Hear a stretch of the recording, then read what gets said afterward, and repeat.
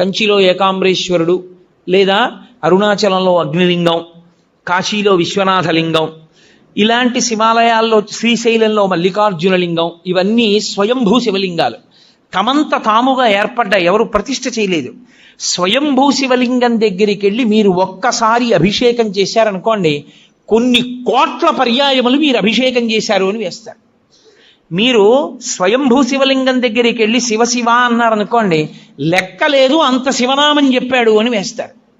స్వయంభూలింగం దగ్గర మీరు ఏది చేసినా దానికి వచ్చేటటువంటి ఫలితమును చెప్పుట సాధ్యము కాదు.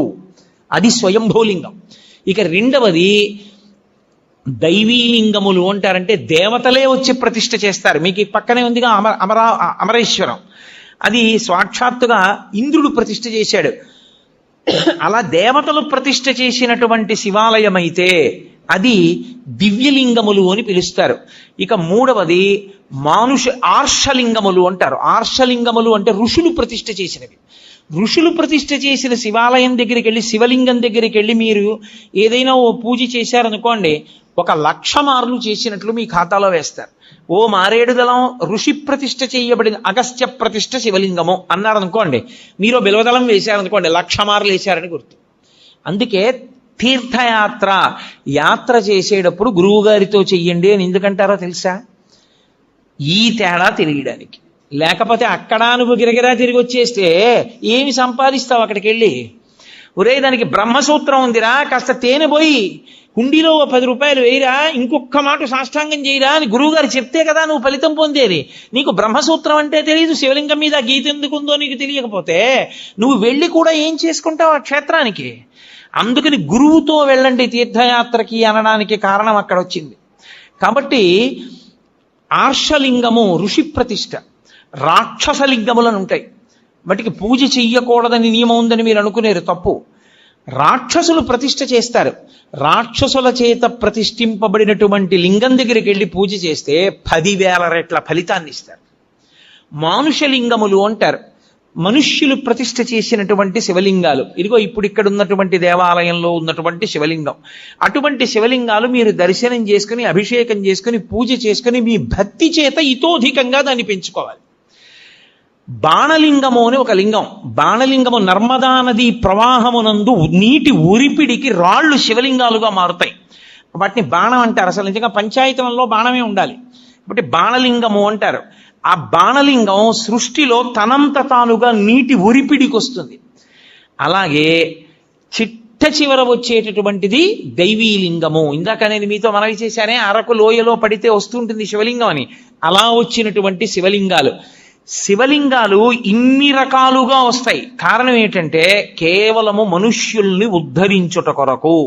మీరు ఒక శివలింగం దగ్గరికి వెళ్ళి చేసినటువంటి ఉపాసన మీకు అంత శక్తినిస్తుంది. అందుకే ప్రత్యేకంగా కోరి వెడతారు తీర్థయాత్ర. వెళ్ళి అక్కడక్కడ ఉండేటటువంటి శివలింగాల్ని దర్శనం చేసుకుని తిరిగి వస్తుంటారు. కారణం ఏమి అంటే ఇదే ప్రధానమైనటువంటి కారణం.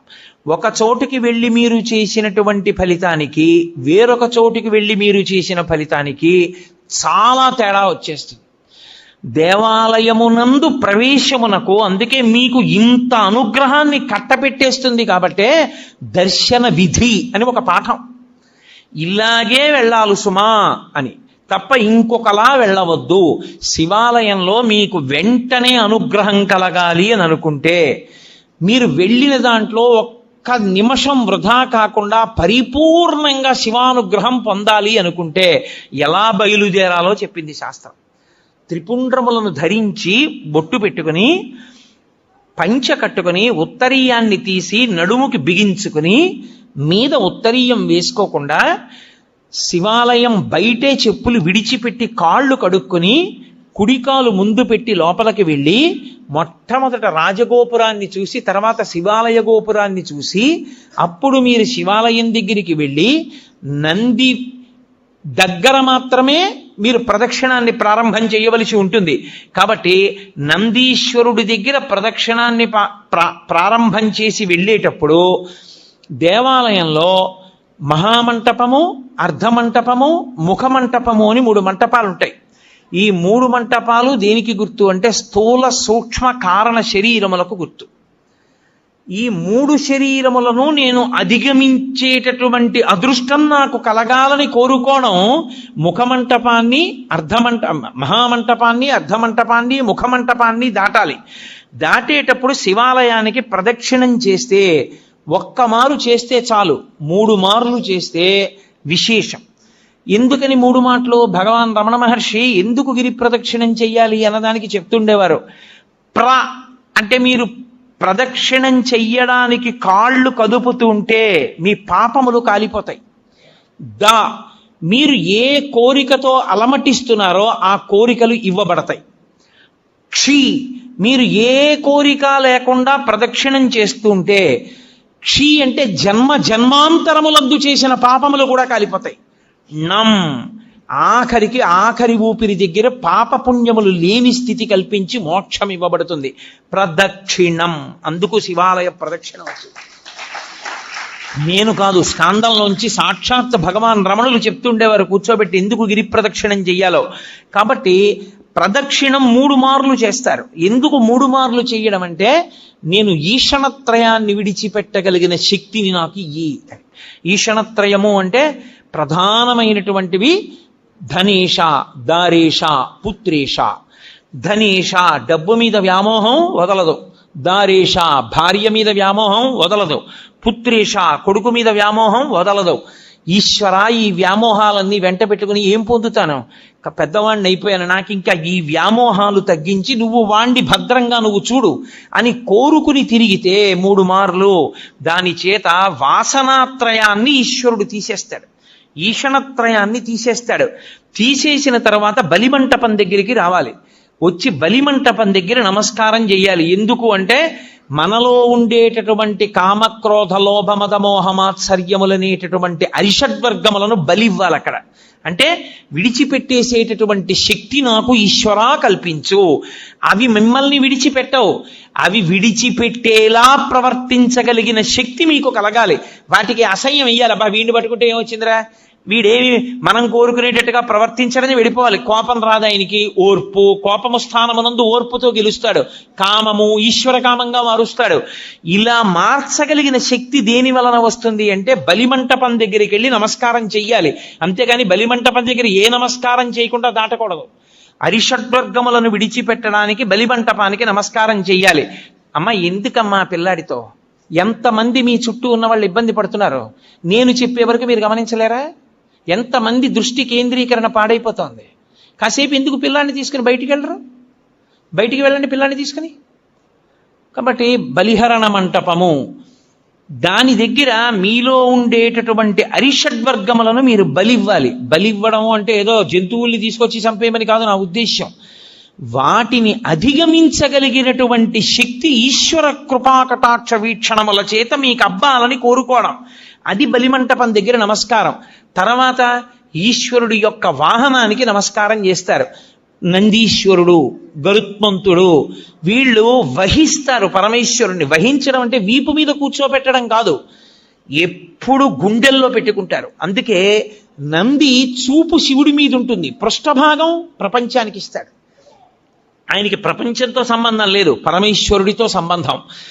ఎప్పుడు నిరంతరం నిన్ను గుండెలో పెట్టుకుని ఆరాధన చేసేటటువంటి ఈ వాహనం ఎటువంటిదో, పరమేశ్వర నేను కూడా నిన్ను గుండెల్లో పెట్టుకుని ఎప్పుడూ నీ గురించి స్మరణ చెయ్యగలిగినటువంటి భక్తి నాకు కల్పించు.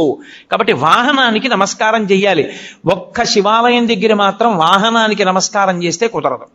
ప్రదోషం దాటిపోతే, ప్రదోషము అంటే సాయంకాలం అసుర సంధ్య వేళ, అసుర సంధ్య వేళ ప్రత్యేకంగా పరమేశ్వరుడు ఈ భూమండలం మీద కదులుతాడు. 2 ప్రదోష వేళలో తాండవం చేస్తాడు. దేవతలందరూ శివాలయం దగ్గరికి ఎడతారు. అందుకే ప్రదోష వేళలో ఒక్క శివాలయానికే దర్శనం. 2 నరసింహస్వామి దర్శనం చెయ్యవచ్చు, దోషం లేదు. కాబట్టి మహానుభావుడైనటువంటి పరమేశ్వరుడి యొక్క దర్శనానికి వెళ్ళేటప్పుడు మీరు ఆ వాహనం దగ్గరికి వెళ్ళి నువ్వు ఎలా భగవంతుణ్ణి గుండెల్లో పెట్టుకుని మోస్తున్నావో అలా నేను కూడా మోయగలిగిన శక్తినియ్యి అని అడగాలి. విష్ణు ఆలయంలో గరుత్మంతుడికి నమస్కారం చేసి వెళ్ళిపోతాం. ఒక్క శివాలయంలో మాత్రం ఒక నియమం ఉంటుంది. పగటిపూట అంతా శివలింగం ఒక్కటే ఉంటుంది దర్శనానికి యోగ్యంగా. సాయంకాలం అయిపోతే సాధారణంగా కవచం పెట్టేస్తారు. కవచము అంటే రూపాన్ని పెట్టేస్తారు. ఇగో ఈ వెనకాతల ఉన్న రూపం ఎలా ఉంటుందో అటువంటి దాన్ని శివలింగానికి తొడిగేస్తారు. ఒకసారి కాని శివలింగానికి కవచం తొడిగారా ఇక మీరు నంది యొక్క శృంగముల నుండి చూడకూడదు. అలా కాని కవచం తొడిగి లేదా మీరు తిన్నగా నిలబడి శివలింగాన్ని చూడకూడదు. అప్పుడు చూసేటప్పుడు మాత్రం మీకు అదృష్టం పండిందని గుర్తు. కవచం పెట్టకముందు మీరు శివాలయంలోకి వెళ్ళారంటే మీ భాగ్యం పండిందని గుర్తు. ఎందుకో తెలుసా? ఈ సమస్త ప్రపంచమునందు కేళి చేసే శివస్వరూపం దర్శనం అవ్వాలంటే నందీశ్వరుడికి ఆయన ఇలా ఉంటే మీకు ఎడం పక్కన నంది ఉండేటట్టుగా వచ్చి మీ ఎడం చేత్తో ఆయన యొక్క పృష్ఠభాగంలో అవయవాన్ని ఒక్క లిప్త కాలం పట్టుకోవాలి.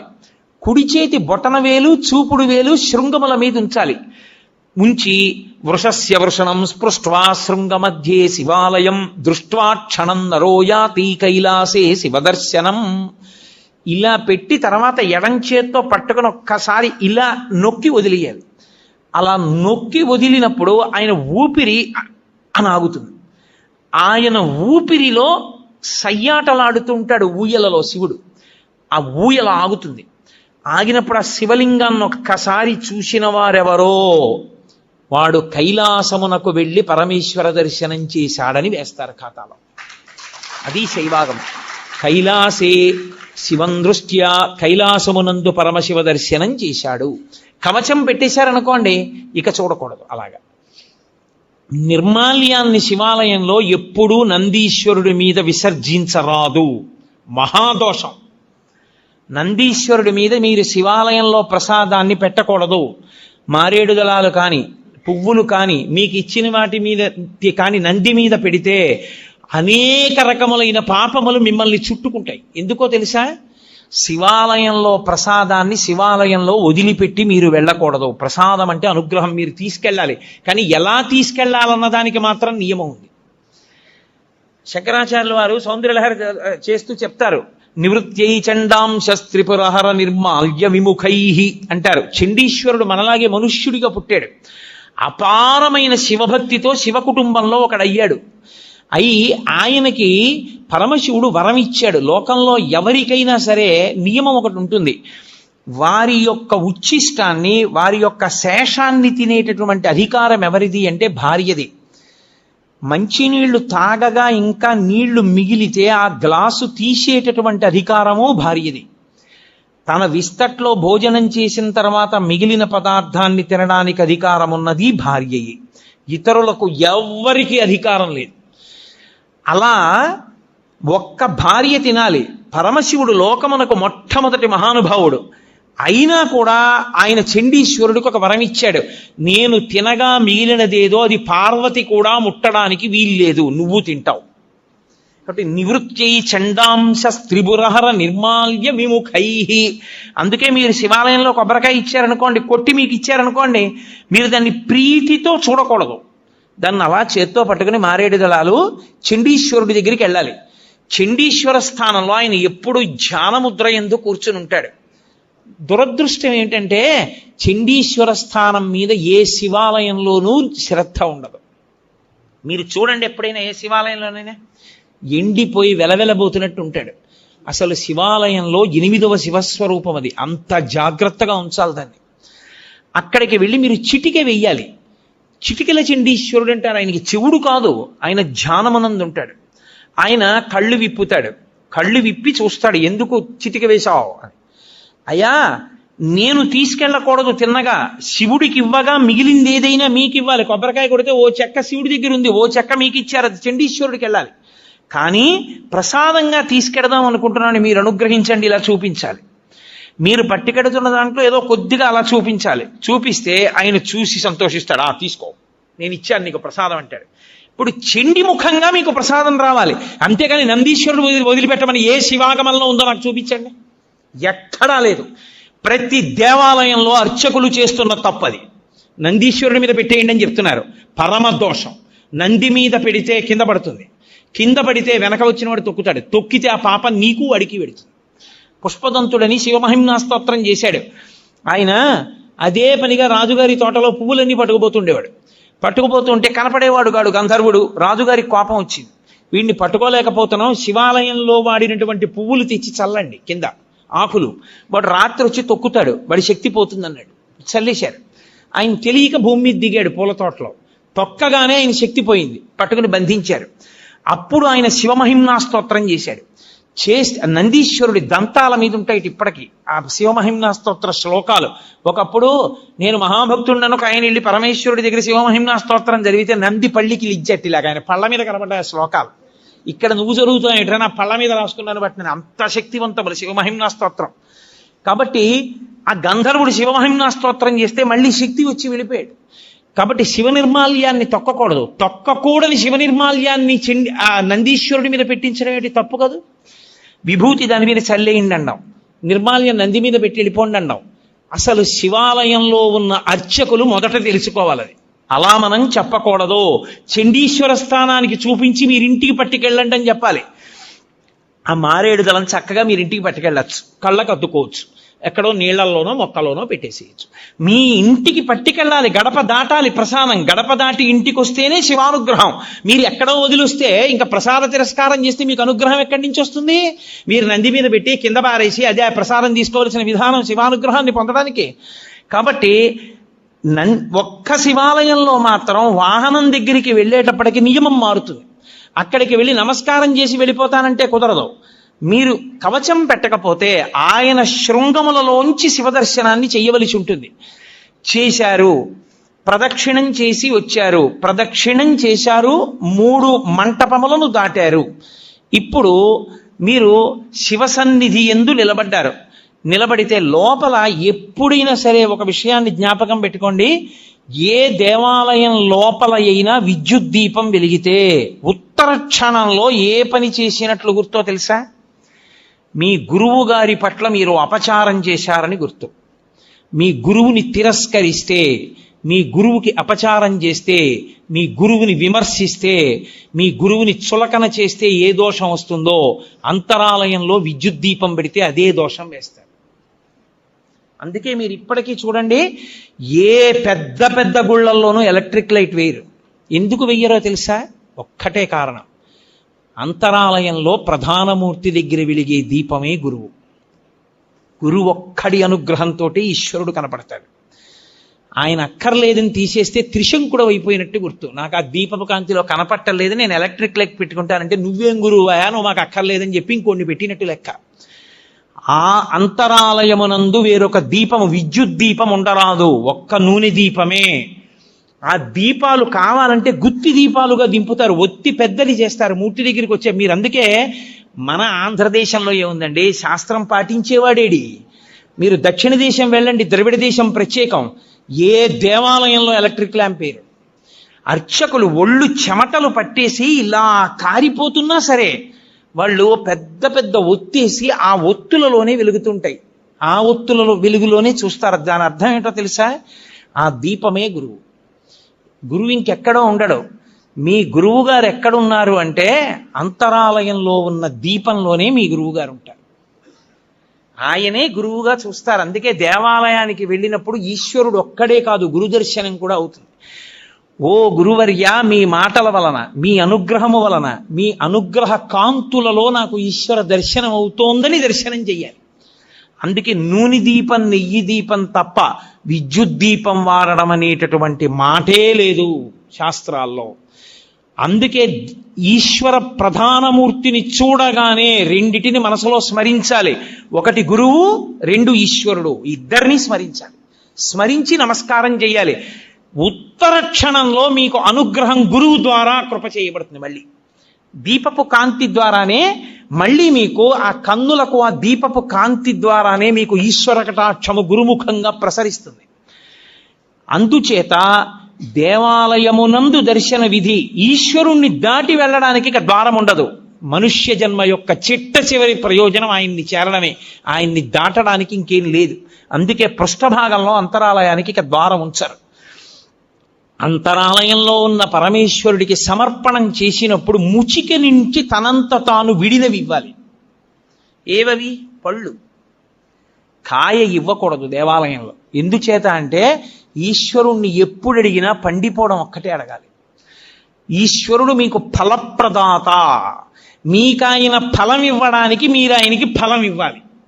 ఆయనకి కాయలు ఇవ్వడం దోషం, ఆయనకి ఫలాలు ఇవ్వాలి. కాయలు ఎవరికి ఇవ్వాలి? అర్చకుడికి ఇవ్వాలి. మీ ఇంట్లో అరటి చెట్టు కాసిందనుకోండి, 4 అరటికాయలు అర్చక స్వామికి ఇవ్వాలి, 4 అరటి పళ్ళు ఈశ్వరుడికి ఇవ్వాలి. 2 అగరత్తులు ఇవ్వండి, 3 కర్పూరం బిళ్ళలు ఇవ్వండి, 4 తమలపాకులు ఇవ్వండి, 2 వక్కలు ఇవ్వండి, అథవా ఓ బెల్లంగడ్డ తెచ్చి ఇవ్వండి. తప్ప కాయలు పట్టుకొని దేవాలయ ప్రవేశము చేయరాదు. నేను యథార్థంగా మీకు ఆగమంలో ఉన్న విషయాలు మాట్లాడుతున్నాను. అలా ఎవరు వెళ్ళి దేవాలయానికి నమస్కారం చేసుకుని బయటికి వచ్చి ఒక్క క్షణం కూర్చోవాలి. కూర్చుని మీరు ఏం చూశారో దాన్ని స్మరించాలి. మిగిలినవన్నీ ఎలా ఉన్నా తప్పకుండా దేవాలయంలోంచి బయటికి వచ్చేసేటప్పుడు మనసులో ఒకటి నిలబడాలి. ఆ పక్కన వేలాడుతున్నటువంటి దీపంలో పక్కకి ఉన్న పెద్ద ఒత్తి దాని వెలుతురు, ఆ వెలుతురులో ఈశ్వరుడు చూడాలి. ముందు గుత్తి దీపం, ఒత్తికున్న జ్వాలలో ఈశ్వరుడు. ఇప్పుడు గురువుగారి పాదములు, గురువుగారి అనుగ్రహముగా ఈశ్వరుడు. మీరు సర్వశ్రేయస్సులు పొందేస్తారు. కళ్ళు మూసుకుని ఆ దర్శనం చేసి బయటికి రావాలి. అది ఏ గురువు అనుగ్రహంతో గుడివేపుకి నడిచారో ఆ గురువు అనుగ్రహంతో ఈశ్వర దర్శనం చేసి కృతజ్ఞత చెప్పి పైకొచ్చినట్టు. కాబట్టి ఒక దేవాలయ దర్శన విధి ఈశ్వర దర్శనమునందు తెలిసి చెయ్యి, తెలియక చెయ్యి. నువ్వు వెళ్ళేటప్పుడు శివాలయంలో ప్రదక్షిణం చేస్తూ మెల్లగా ఓం తత్పురుషముఖాయ నమః, ఓం అఘోరముఖాయ నమః, ఓం సద్యోజాతముఖాయ నమః, ఓం వామదేవముఖాయ నమః, ఓం ఈశానముఖాయ నమః అని 5 ముఖాలకి నమస్కరించి నువ్వు చక్కగా మౌనంగా ఆ చండీశ్వరుడికి చూపించి ప్రసాదం పట్టుకుని ఇంటికి వస్తే పరిపూర్ణమైనటువంటి శివానుగ్రహాన్ని నువ్వు పొందుతావు. ఆ శివానుగ్రహము వలన నీవు సాధించుకోలేనిదన్నది ఇంకా లేదు లోకంలో. ఏదైనా సరే నువ్వు పొందగలవు. చిట్ట చివరికి సరే, నాకు అది సభాముఖంగా చెప్పడం ఇష్టం లేదు, కానీ తరువుకొస్తున్న మృత్యువుని కూడా వాయిదా వేయించడానికి శివాగమంలో మార్గం చెప్పారు. అన్ని వేళలా నేను దాన్ని వాడుకోమని చెప్పను, కానీ తరువుకొచ్చేస్తున్న మృత్యువుని కొద్ది కాలం వాయిదా వేయాలంటే సుశిక్షితంగా ఉంటే ఆ శివాలయంలో ఒక అభిషేకం చేసి వాయిదా వేయచ్చు. శివాగమం చెప్పింది. ఖచ్చితం, మేం చెప్తున్నాం ఇదే మార్గం, ఇది తప్ప వినా మార్గము లేదని చెప్పేసింది. అంత శక్తివంతము శివాలయం అంటే. ఆ శివారాధన చేసి చేసి చేసి చేసి చేసి శివస్వరూపులైపోతారు. అయిపోయి వారి చేత్తో ఒక పండిస్తే, వారి నోటితో ఒక మాట అంటే, అందున శివతత్వం ఎరిగిన వాడు అభిషేకం చేశాడనుకోండి, ఆ తీర్థానికి ఉండే శక్తి అపారము. ఎందుకో తెలుసా? నా రుద్రో రుద్రమర్చయేత్. రుద్రుడు కాని వాడు రుద్రుడిని అభిషేకం చెయ్యకూడదు. శివతత్వము పరిపూర్ణముగా తెలుసున్నవాడు రమించిపోతూ శివాభిషేకం చేశాడనుకోండి, ఆ అభిషేక తీర్థమునందు శివశక్తి పరిపూర్ణంగా పట్టుకుంటుంది. తజ్జలాన్ అని ఈశ్వరుడికి పేరు. ఆ అభిషేక తీర్థమును నువ్వు పుచ్చుకోవడం అంటే సాక్షాత్ శివానుగ్రహము నీలోకి ప్రవేశించుటయే. అందుకే శివభక్తి తత్పరుడైన వాడు చేసిన అభిషేక తీర్థం, శివాలయంలో అర్చక స్వామి చేసినటువంటి అభిషేక తీర్థం, ఒకటిది భక్తి, వేరొకరిది దీక్ష వలన వచ్చిన శక్తి. ఈ రెండిటిది ఒకటే స్థాయి. అందుకే అభిషేక నాకు తెలిసి గోపాలకృష్ణ గారికి తెలుసు, నేను పేర్లు ఎందుకు చెప్పాలి. ఈ రాష్ట్రంలో ఒకానొక విభాగానికి అంతటికీ హెడ్ చేశాడు ఒక ఆయన, ఒక చీఫ్ ఇంజనీర్. ఆ రోజుల్లో ఉన్న ముఖ్యమంత్రి గారు ఆయన్ని సెలవులో వెళ్ళొద్దన్నాడు. నువ్వు సెలవులో పెడితే నీ ప్లేస్లో ఎవరినో వెయ్యాలయా, వాడు ఫైళ్ళు ఎలా డిస్పోజ్ చేస్తాడో నాకు భయం. నువ్వు జ్వరంతో ఉంటే ఇంటి దగ్గర ఉండి సంతకాలు పెట్టు, ముఖ్యమైన ఫైళ్ళు చూసన్నారు. ఆయన ఇంటి దగ్గర ఉండి వైద్యం చేయించుకున్నారు. 104 జ్వరం, నెల్లాళ్ళైంది, తగ్గలేదు. ఒక గొప్ప శివభక్తుడు, ఆయన పరమభక్తితో ప్రతిరోజు అభిషేకం చేసుకుంటారు. ఆయన దగ్గరికి వెళ్ళి అడిగారు. ఆయన అన్నారు, అన్ని మందులు మాని నా ఇంట కూర్చుని 42 రోజులు ప్రతిరోజు నేను అభిషేకం పూర్తయ్యేటప్పటికి తీర్థం పుచ్చుకోగలవా అని అడిగారు. పుచ్చుకుంటానన్నారు. 42 రోజులు పుచ్చుకున్నాడు. ఆయన పూర్తి ఆరోగ్యాన్ని పొంది మళ్ళీ డ్యూటీకి జాయిన్ అయ్యాడు. ఇప్పటికీ ఆయన ఉన్నాడు చక్కగా, మా కాకినాడలోనే ఉంటారు. కాబట్టి శివాభిషేకమునందు శివతత్వమును జీర్ణం చేసుకున్న వ్యక్తి పరమ భక్తితో అభిషేకం చేస్తే ఆ శివలింగానికి తగిలి కింద పడుతున్నటువంటి నీటి యందు శివతత్వము ప్రవేశించి విశేష శక్తిని పొందుతుంది. కాబట్టి శివాలయము, శివానుగ్రహము, శివ దర్శనము అంత గొప్పవి. నిజంగా